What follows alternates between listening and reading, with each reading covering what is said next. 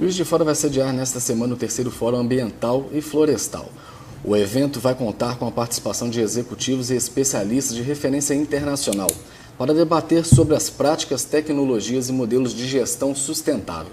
Converso agora com o organizador do terceiro Fórum Ambiental e Florestal, Leonardo Rezende. Leonardo, qual que é o objetivo principal desse evento? O evento tem o objetivo de mostrar que o atual cenário que a gente vive, o Brasil tem condição de liderar as mudanças climáticas e o modelo de desenvolvimento sustentável. Então a gente precisa de ter uma mudança no modelo atual que não é mais compatível com o que o planeta consegue produzir em termos de recursos naturais. Então a gente vai debater as formas produtivas, um novo modelo, como a gente vai migrar do atual modelo para um modelo novo, o que a gente chama de terceira revolução industrial, uma fase de produção baseada na biotecnologia, nanotecnologia, na informática e tendo como base a eficiência no consumo dos recursos naturais. Sexta-feira a gente vai estar tratando sobre como as florestas plantadas podem ajudar a sociedade nesse aspecto. As florestas renováveis, na região muito conhecidas como eucalipto, elas produzem uma fonte alternativa de madeira, que tira a pressão da mata nativa e fornece uma biomassa sustentável e renovável para o planeta. E no sábado a gente vai estar discutindo modelos de desenvolvimento limpo. O que a sociedade, a indústria, o comércio e a área de serviços pode fazer para continuar gerando renda e ter uma pegada ecológica menor. Ô Leonardo, o que você chama de modelo limpo? Dá para a gente só um exemplo? Dou um exemplo, sim. Quando a gente deixa de consumir uma madeira proveniente da mata nativa e usa uma madeira de fonte renovável, é um modelo limpo.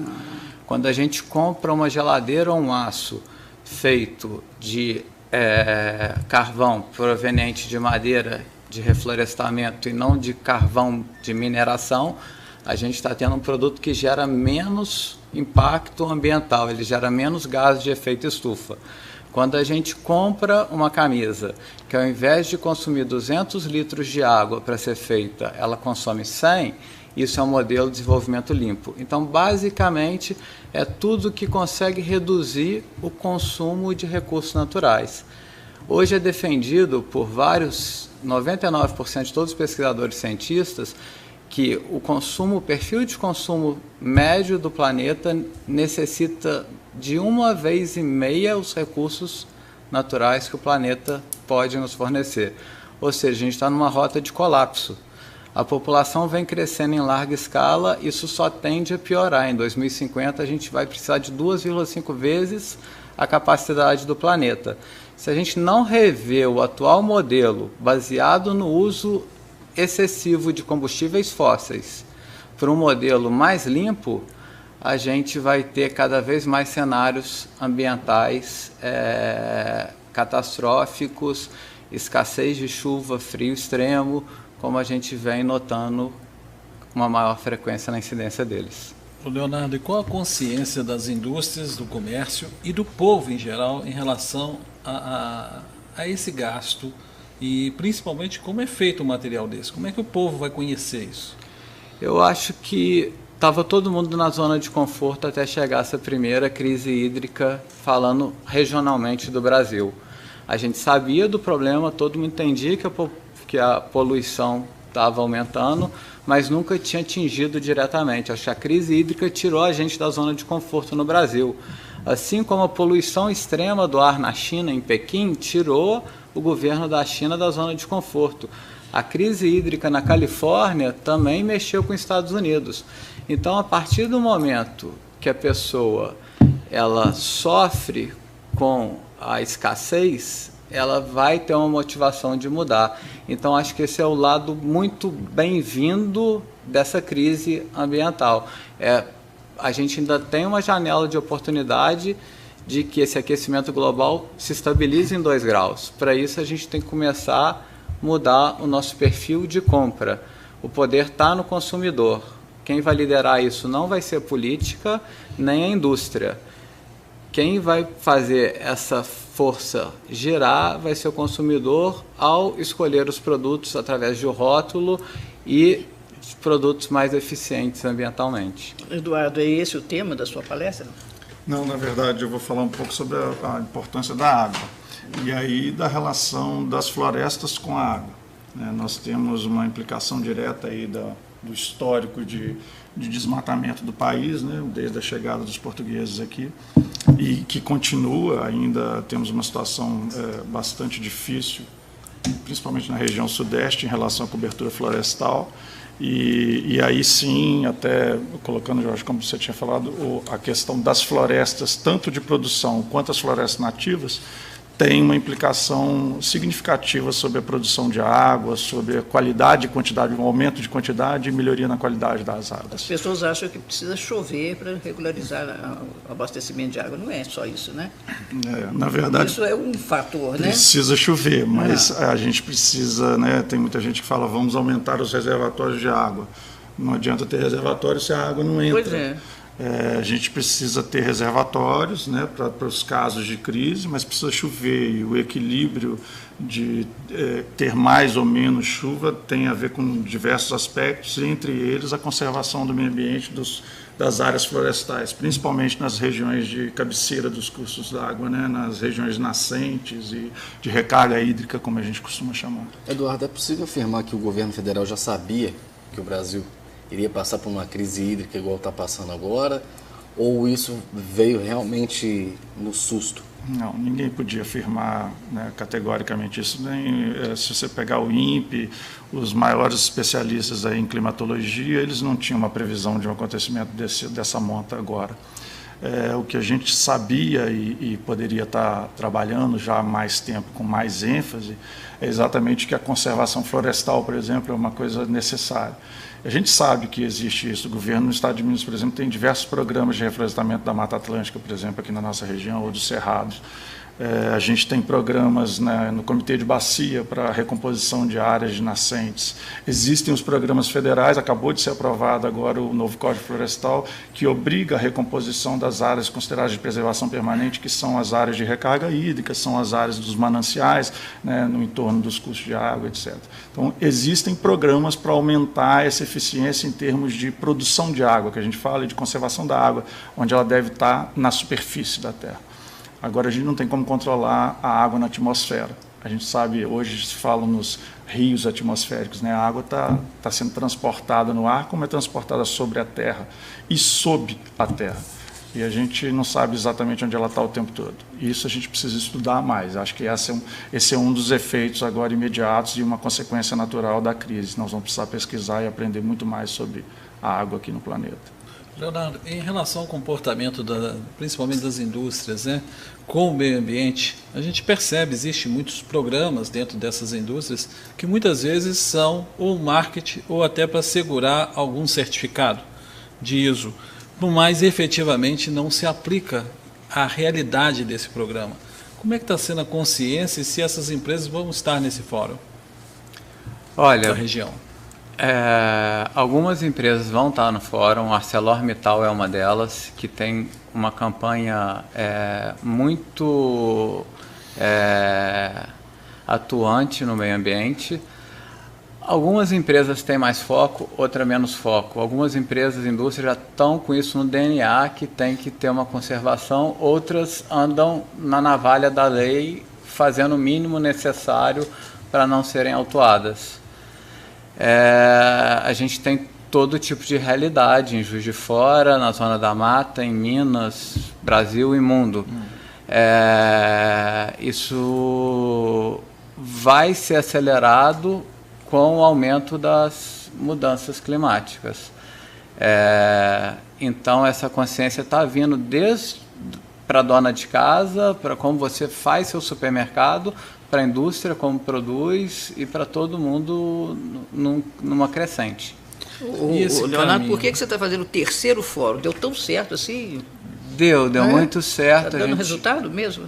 A gente começou informalmente ele há 2 anos atrás. Fizemos na Faculdade Machado Sobrinho, durante o período de férias, para 20 pessoas o primeiro evento. Aí fomos convidados para fazer uma segunda iniciativa, tivemos 80 inscrições. Resolvemos profissionalizar o evento, essa é a primeira vez que ele está num formato profissional de um evento regional, trazendo 14 palestrantes de Campo Grande, São Paulo, Campinas, Rio de Janeiro, Belo Horizonte. Esse foi o primeiro ano que a gente teve patrocínio, a venda de ingressos também, para conseguir compor esse orçamento. E está dando muito certo, a região é muito carente em termos de informação. Tudo que a gente se propõe é bem aceito e já estamos com 170 inscrições, faltando somente 30 para a gente lotar o evento que começa nessa sexta-feira. No próximo bloco nós voltamos a falar sobre o terceiro Fórum Ambiental e Florestal. É um minuto só.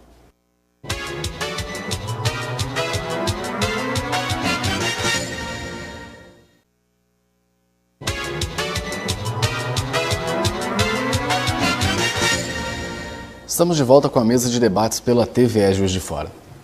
Leonardo, nós tivemos aqui na semana passada uma professora do curso técnico, até do Pio 12 aqui de meio ambiente, e ela falou da questão do aumento da temperatura na Terra, né? Que hoje já subiu 0,7, se não me engano, e ela falou que a perspectiva é que até 2100 chegue a 4 graus a mais. Nesse calor que a gente está hoje, está difícil de imaginar isso como será lá na frente, né?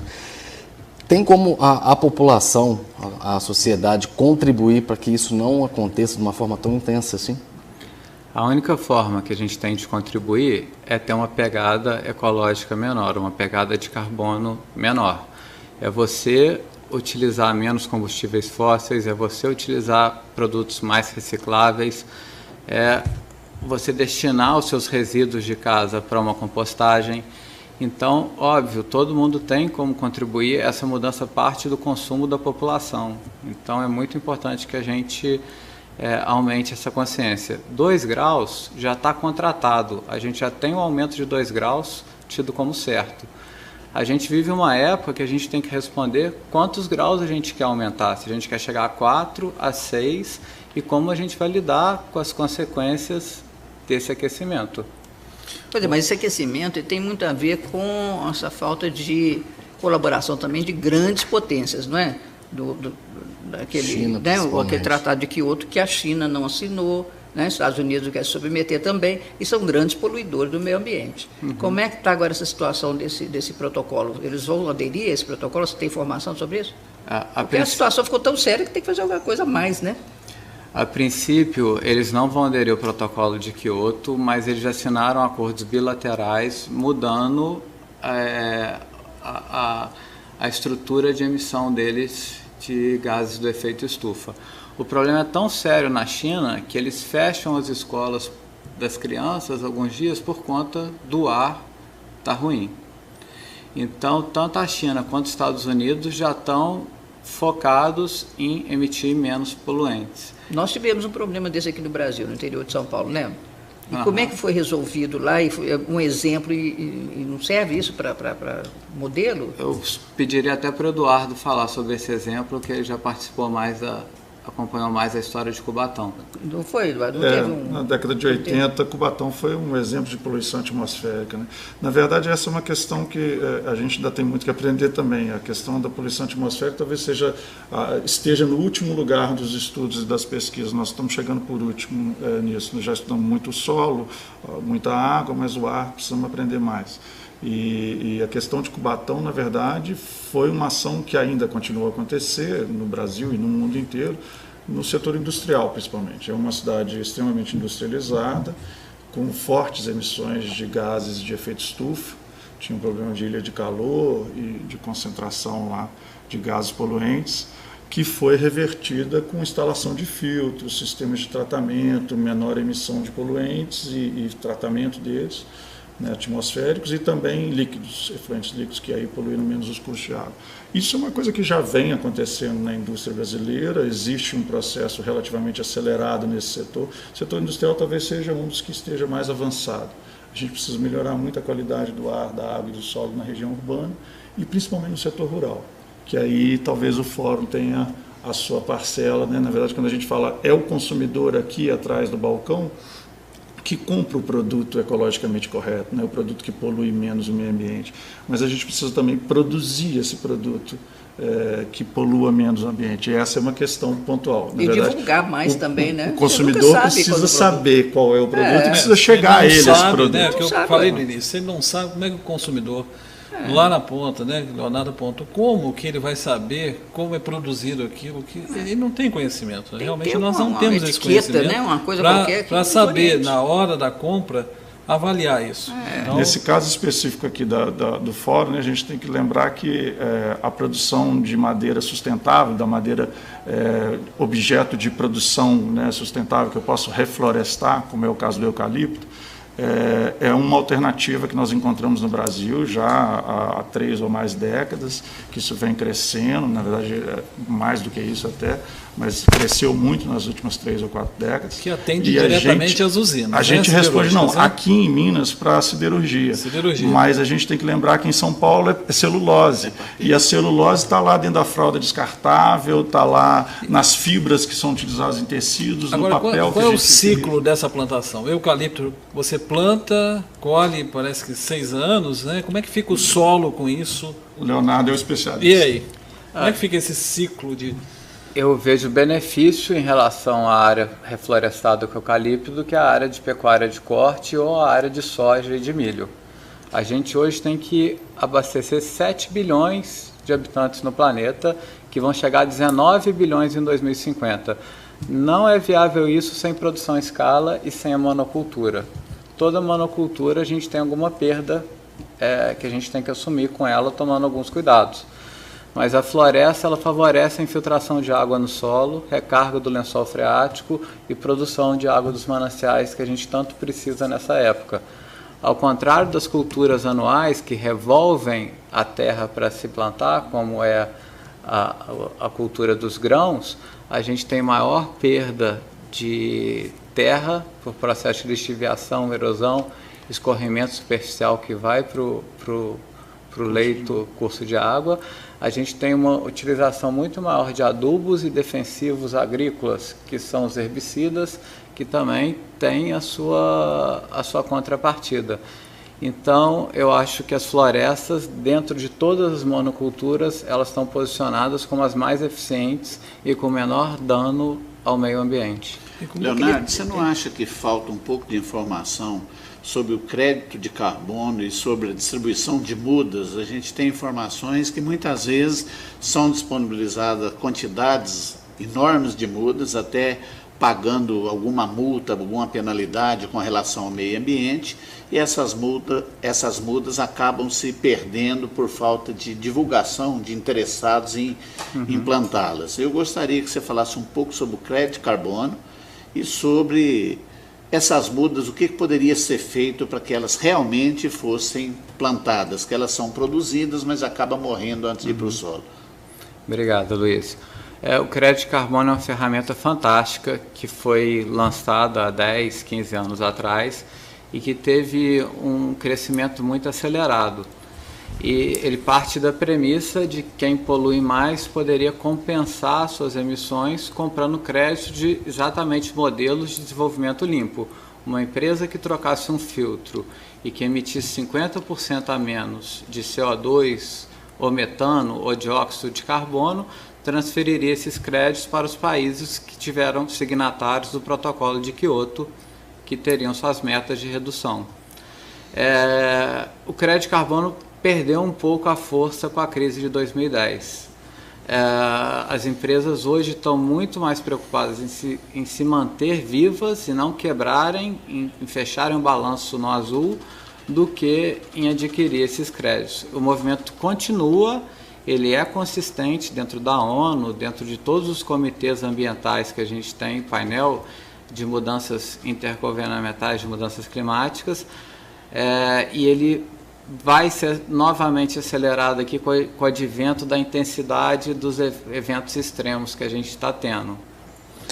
Leonardo, gostaria de saber assim, sobre o projeto, né, do terceiro fórum. Quem pode participar? Quem que é destinado? Ainda há vagas? Como que faz para participar? O fórum é destinado a produtores florestais, produtores rurais, empresários, industriais, comerciantes, estudantes e a sociedade toda, qualquer um que tiver interesse em entender como ele pode mudar a sua forma de relacionar com o meio ambiente, é uma pessoa indicada a estar indo ao evento. As inscrições são feitas no site da Fazenda Triqueda e a gente ainda tem 30 vagas disponíveis para o evento que começa nessa sexta. Leonardo, e qual a participação, se há alguma participação do município, do estado e da própria União? O município apoia através da Secretaria de Agropecuária, Secretaria de Desenvolvimento e Secretaria Ambiental. É um apoio que eles dão. O André Zuc, que é o atual secretário de Desenvolvimento Econômico, vai ser um dos palestrantes. E a gente tem o apoio de outros órgãos ligados ao Estado, como a CNA, Confederação Nacional da Agricultura e Pecuária, como a Embrapa, como a Universidade Federal de Viçosa, a Universidade Federal de Juiz de Fora, como o próprio IGAM, do nosso colega aqui, o Eduardo Araújo. Então, todas essas empresas estão fazendo uma plataforma para que a gente tenha debates de alto nível durante o evento. Eduardo, a fiscalização. O que você considera hoje no Brasil? Existe uma fiscalização em proteção ao meio ambiente? Existe. Na verdade, o que acontece hoje, nós ainda estamos numa fase, em termos de fiscalização, de melhoria das tecnologias, né? Hoje a gente está falando no mundo inteiro em sensoriamento remoto, em imagens via satélite. O Brasil avançou muito nisso nos últimos anos, mas a gente ainda está longe de levar isso para o país inteiro. Então, na verdade, nós temos núcleos de excelência em pesquisa de sensoriamento remoto e o restante do país, a fiscalização é feita no campo por um técnico, por um analista ambiental, um servidor da área da Secretaria de Meio Ambiente, normalmente. Esse é o grande problema. Nós temos, para agredir o meio ambiente, um contingente muito maior do que o contingente que fiscaliza. E aí é uma coisa que a gente sempre fala nos órgãos ambientais, o maior fiscal de todos é o próprio povo. Quando eu posso dizer que muito provavelmente a maioria das nossas demandas na fiscalização ambiental no Estado vem de denúncias da população. A gente não consegue enxergar todos os problemas onde eles estão, né? As áreas são muito grandes, muito vastas, a gente está tratando de um país continental, né?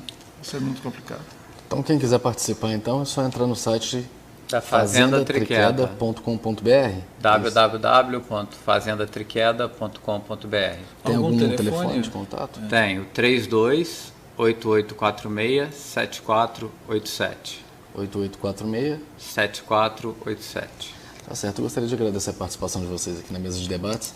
E no próximo bloco nós vamos falar sobre o projeto Café Parlamentar. Nós voltamos já.